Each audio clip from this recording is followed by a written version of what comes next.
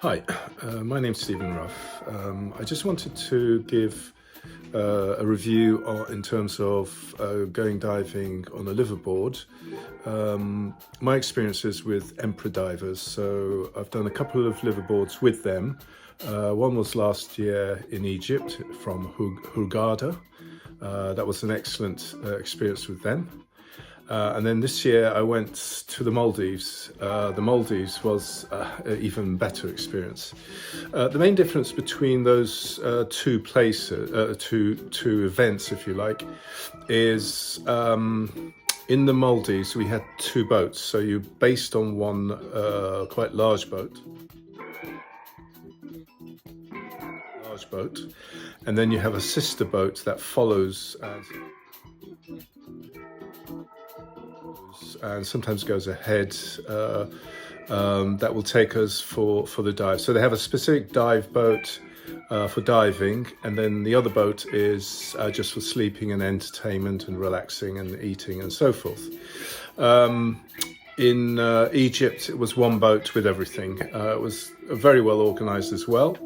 But with the Maldives, it just had that bit more flexibility in terms of being able to access tighter areas, really, because there is some shallow waters in the Maldives. So just to give you a quick overview of my experience. So you'll see some videos, and then there'll be a short section where I'll explain what the inside of the boat looks like, the main part of the boat where we would eat, relax and so forth. The dives in the Maldives were known as Best of Maldives. They included several atolls. There were four, in fact. I'll just list them to you.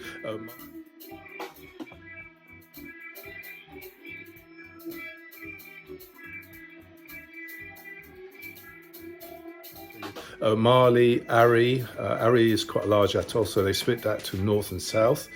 Vavu, and then we come back to south and north Mali. So you do a big circuit, basically. I don't know how many miles or kilometers that would be. As a guess, it could be something like 80 miles, maybe more, I don't know. You do quite a lot of traveling in between the different dive sites. The key with the diving is that they will try and choose the best for the weather conditions, and so that you see best things possible. So the main things that you would expect to see is I'm just using some of their own marketing material. I have nothing to do with the company, except I highly recommend them. So they say dive in channels, pinnacles, action-packed night dive with nurse sharks.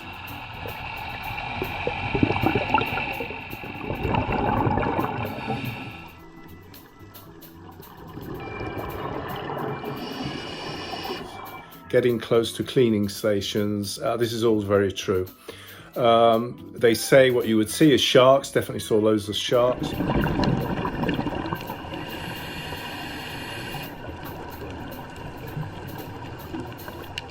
Sharks, manta rays, loads of manta rays. Really enjoyed the manta rays. They were just exquisite.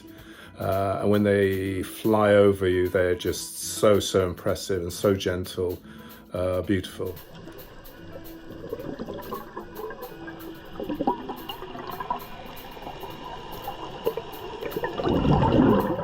Lots of reef fish, turtles.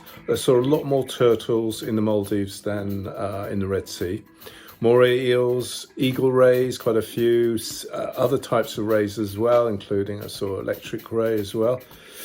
Abundance of macro life. You will see an abundance, lots of colour, even more colour than I would say the Red Sea. There's so much here.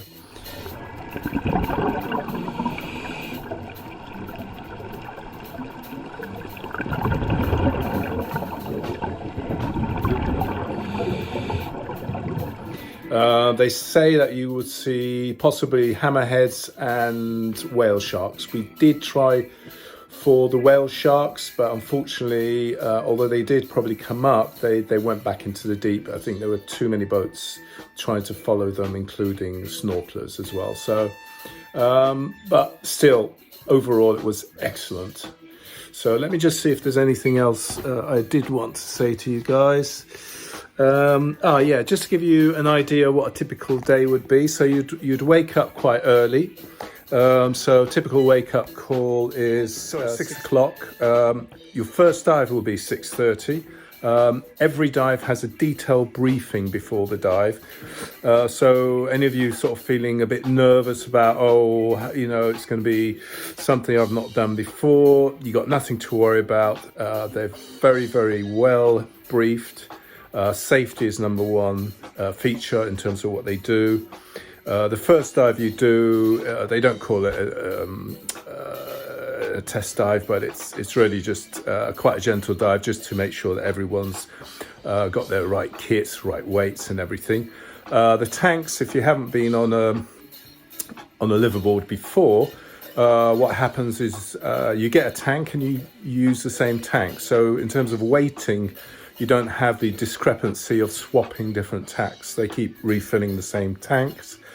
You have the option, which I think is a sensible thing to take up, is free nitrox. So if you're doing 3 to 4 dives a day, nitrox is good.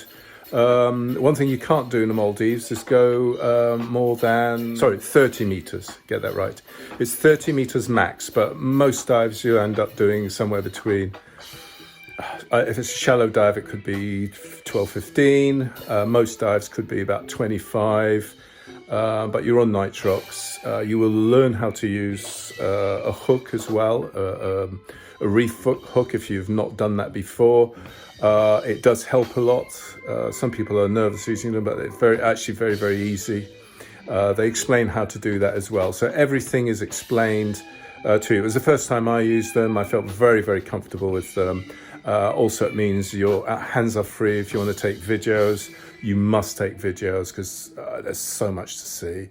So on the video I've got, there's a few clips of the best things that I can remember from the dives. I've also got we did 18. They promised us 17, but we actually did 18 dives, so that was a nice bonus. And I videoed every single dive. Some of them can be a bit boring. Some of them are more exciting. It just depends what they are. But what I've done is on this one, I've just given an overview so it gives you a taste of what to expect. Coming back to their itinerary on a daily basis. So you get a wake-up call about 6, your first dive, say 6:30. You'd have breakfast at 8:30, a full buffet. You're never going to be short of food, even though you're burning 1,500 calories a day. It's very easy to put on weight because the food is so good. It's sensible, good food. Really fresh and lovely, actually.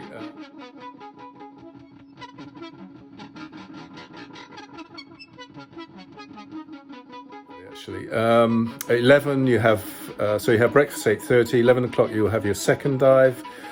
Briefing beforehand, then the dive, lunch at 2, and then at 4 you'd have briefing and a dive. In between lunch and your dives, you can go and rest and have a snooze if you like in your bedroom, or go on the sun deck and snooze in the sun, in the shade in the sun if you want.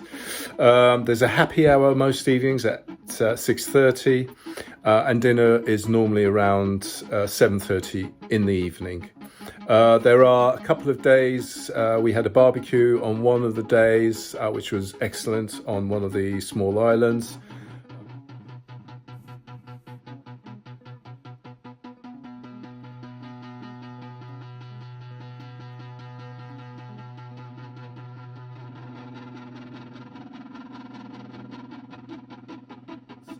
Another day they took us to a uninhabited sand island, and we just watched the sunset and had some drinks.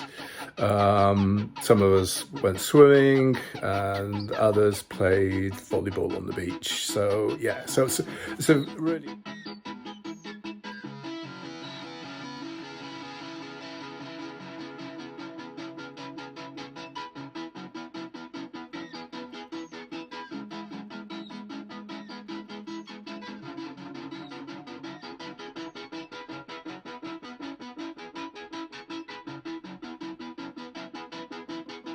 It's a really nice holiday, as well as a fantastic diving opportunity.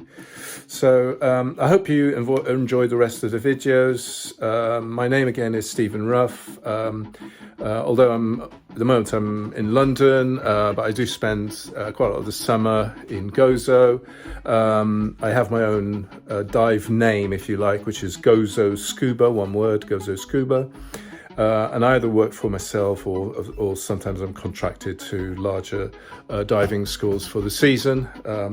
This particular holiday in the Maldives was a holiday, if you like, a busman's holiday for me. But hopefully it will give you some ideas. If you've got any questions, you're welcome to email me at gozoscuba@gmail.com. So enjoy the video, and if you do decide, you will not regret it. It's a fantastic dive opportunity. The only thing I will say, just have some experience under your belt. You need to be an advanced diver. It'd be sensible if you got 50 dives experience behind you. Some people could do it with less. It just depends how competent you are in the water. But yeah, it's fantastic diving. If you've never dived amongst sharks, it was fantastic. Never felt slightly nervous with the sharks. They're just beautiful. So fantastic time to be had. So thank you very much. Goodbye for now. Bye.